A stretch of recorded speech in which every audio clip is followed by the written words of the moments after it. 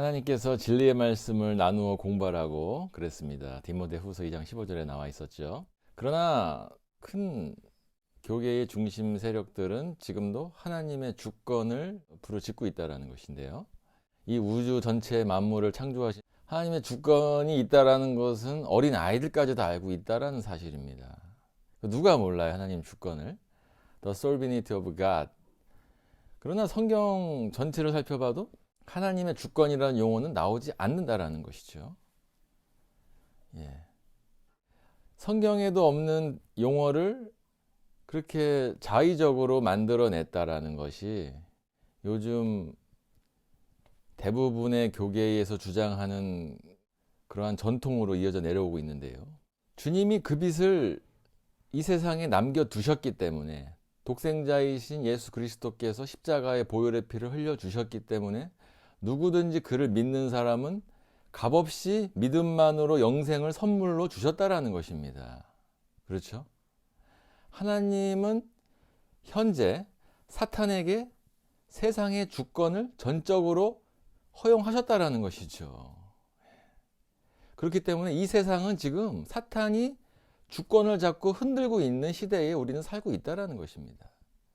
누가복음 4장 6절 말씀 보시겠습니다. 그리고 마귀가 주께 말하기를 내가 이 모든 권세와 그것들의 영광을 너희에게 주리라. 그것이 나에게 넘겨졌으므로 내가 원하는 자에게 줄 수 있느니라. 이 세상의 신이 누굽니까? 사탄이라는 것이에요. 고린도후서 4장 4절도 마찬가지로 나와 있습니다. 사탄은 모든 권세를 통제하는 권세를 가진 것입니다. 로마서 13장 1절에도 나와 있죠. 이것은 사탄이 그 머리부터 발끝까지 전 세계를 통제한다라는 뜻인데요. 누구를 통해서 통제합니까? 그렇습니다. 유엔을 통해서 통제한다라는 것입니다. 유나이티드 네이션. 바로 하나님께서 유럽의 샤를 마뉴나 나폴레옹, 히틀러에게 넘겨주신 것이라는 것이죠. 그렇게 지금도 마찬가지고 앞으로도 유엔을 통해서 그 배후에 있는 사탄이 유엔을 조정해서 이 땅의 모든 사람들을 통제할 계획인데요. 그렇게 착착 진행돼 가고 있죠. 우리가 지금 눈이 있고 귀가 있으면은 지금 보고 듣고 있는 것이 그 진행 상황이라는 것입니다.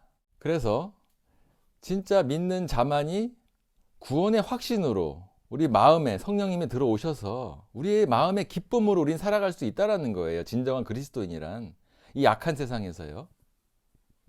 그래서 주님의 재림날 우리가 유일하게 소망하는 것은 주님이 재림하시는 그때라는 것입니다. 우리가 휴거돼서 공중에서 주님을 맞이하는 그런 어마어마한 사건이 벌어질 텐데 아직도 많은 개신교도들은 이것을 믿지 않는다라는 거. 와, 그게 가능해?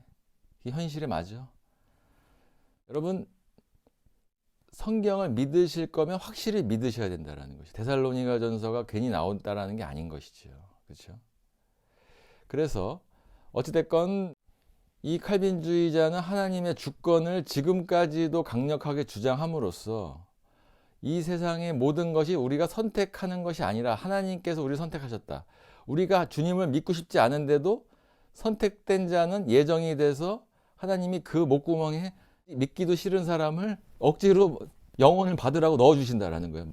떠 먹여주신다라는 거예요. 이게 말이 됩니까 이게?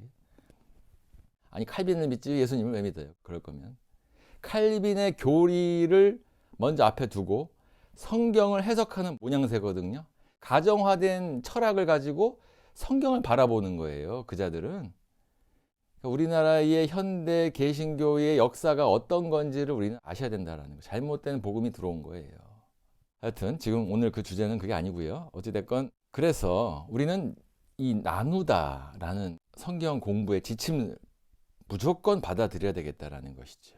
그래서 많은 소위 말하는 그리스도인들이라는 사람들이 곤경에 빠져 있다라는 것입니다. 왜? 성경을 나누지 못한 상태로 보고 들어왔기 때문이라는 것이죠. 그래서 베드로 후서 3장 말씀 다시 한번 보겠습니다. 16절. 그의 모든 편지에서도 이런 것에 관하여 말하고 있으나 그 가운데는 깨닫기 어려운 것이 덜어 있어 무식한 자들과 견고하지 못한 자들이 다른 성경들처럼 억지로 풀다가 스스로 멸망에 이르느니라. 너무나도 위험한 성경은 그래서 양날의 검이라는 것입니다. 잘못 사용해버리면요, 그 사람 더불어서 많은 사람들이 지옥에 있는 불구덩이로 빠져 들어갈 수밖에 없다는 것이죠. 이렇게 하나님께서는 세 개의 걸림돌을 성경에 놓으셨다는 사실을 우리는 주의해야 되겠다는 것입니다. 이 세 개의 지뢰는요, 바로 마태복음과 사도행전과 히브리서라는 것입니다. 근본주의자들은 히브리서에서 신학적 자살을 합니다. 은사주의자들은 사도행전에서 스스로 목을 매고요. 로마 카톨릭은 마태복음에서 스스로 영생을 얻을 자격이 없다고 말을 하죠. 이 세 가지 책들은 전환기적인 책입니다. 어떠한 상태에서 다른 상태로 넘어갈 때에 변환한다, 전환하는 그 기간이 있죠. 여러분, 자동차 기아 변속도 약간의 시간이 필요하다라는 것이죠. 그러한 전환기적인 시점을 고려하지 않으면 우리는 걸려 넘어질 수밖에 없다는 것입니다. 마태복음에서는 구약에서 신약으로 전환을 볼 수 있고요. 사도행전에서는 이스라엘 민족에서 교회로의 전환을 볼 수 있다는 것입니다. 히브리서에서는 교회 시대에서 대환란으로의 전환을 다루고 있다는 것이죠. 대부분의 신학 교수들과 주석가들이 바로 이 부분에서 정신을 못 차리고 헤매고 있다는 것이죠. 여러분, 한번 생각해 보십시오. 어떤 한 사람이 사업을 시작했습니다. 사업을 시작했는데 처음에는 자금이 없어서 혼자 구멍가게를 차렸어요. 그래서 혼자 자기가 한계치의 물량을 생산해서 판매를 합니다. 단독으로요. 그러나 그 사업이 잘 돼서 돈이 좀 들어왔어요. 그렇다면 두세 명, 세네 명의 직원을 쓸 수 있는 자원이 생길 수 있다는 것이죠. 그렇다면 그 사람은 자기 혼자서 구멍가게에서 했던 사업 방침과 경영 수단을 그대로 쓸 수 있겠습니까? 아니죠. 사람들이 모이면은 더 방대하고 계획적인 분업화된 경영 방침이 필요하다는 것이죠. 그래서 더 그 사업이 잘 돼서 이제는 30명, 50명, 100명 정도의 중기업을 차렸다고 생각합시다. 그러면 그 소기업, 두세 명, 세네 명 정도의 사업체에서 똑같은 방식으로 사업을 구상하고 경영할 수 있겠습니까? 그렇지 않습니다. 또 더 잘 돼서 이제는 몇천 명, 몇만 명의 사업체를 운영할 수 있는, 대기업을 운영할 수 있는 CEO로 됐다고 칩시다. 마찬가지로 그 전 단계의 사업 수단과 방법으로 경영을 할 수는 없는 노릇이라는 것이죠. 여러분, 하나님의 경륜이 6,000년이 됐습니다. 이 지금까지 수백억, 수천억이 있다가 다 돌아가셨는데, 과연 그 한 사람이 혼자에서부터 수백 명, 수천 명까지의 경영자가 되는 과정도 이렇게 많은 방식이 다른 경륜이 필요한데, 수백억, 수천억의 인류가 살았던 지구의 6,000년의 역사가 어떻게 단편 일률적으로 끝날 수 있겠냐라는 것이죠. 그 전에도 사람이, 이방인들이 있었지만은 사실상 하나님께서는 이스라엘을 선민으로 선택을 하셨습니다. 그 민족적 선택을 하셨다라는 것이죠. 그 무식한 노예들, 육체만 쓸 줄 알았던 그 지능이 아주 낮고 미개했던 그 민족을 하나님께서는 어떻게 먼저 가르쳤어야 하냐는 거예요. 그렇습니다. 하나님의 법도와 규례를 주셔서 그들을 지성인으로, 법을 지키는 사람들로 만들었다라는 게 1차적인 목표였다라는 것이죠. 그죠?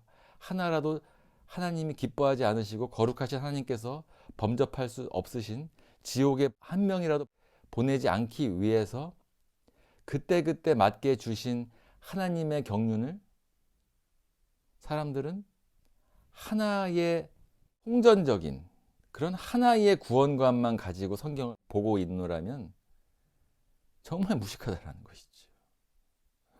법을 주셨습니다. 하나님께서는요. 그러나 이스라엘 사람들이 어떻게 했습니까? 법을 이용하잖아요. 잔머리를 안 좋은 머리를 굴려서 하나님을 온 마음과 온 몸을 다해 섬기지 않고 결국은 하나님을 배교하고 말지요.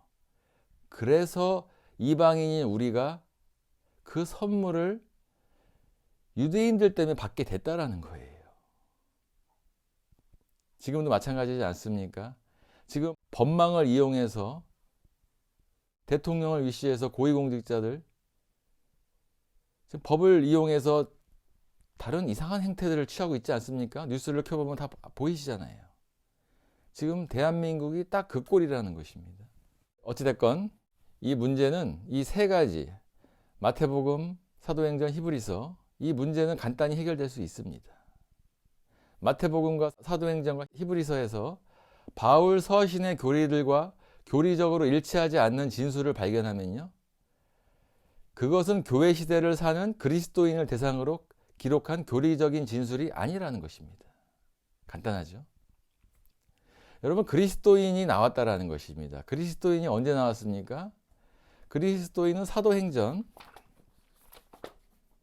11장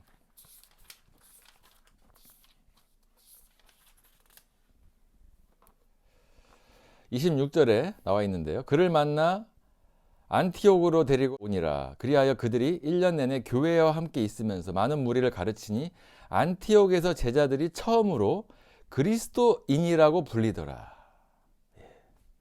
예수님이 돌아가시고 나서 꽤 시간이 흐른 후에 안티옥이라는 곳에서 이제 바울과 바나바를 위시해서 거기에 모여있던 사람들이 그리스도인의 칭함을 받았다라는 거예요.